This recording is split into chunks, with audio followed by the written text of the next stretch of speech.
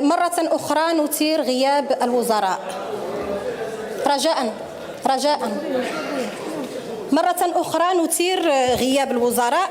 قطب ب10 ديال الوزراء 5 غائبين.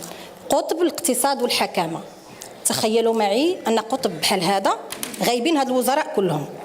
هذا كيعطينا فقط إشارة واضحة أن هاد الحكومة هذه وهاد الوزراء هذه عاجبهم القصاير اللي مقصرين في الجهات والأقاليم وناسيين دورهم الدستوري. خليني نكمل الهضرة ديالي. هاد الغياب المزمن يسائلنا جميعا أغلبية ومعارضة السادة النواب. رجاء لن تخرسونا، لن تسكتونا، خليونا نهضروا. حشومه هذا الشيء اللي كنتعرضوا ليه. لا يعقل اننا في اي لحظه كندافعوا على حقنا وحقكم كنتعرضوا لهذه الامور هذه.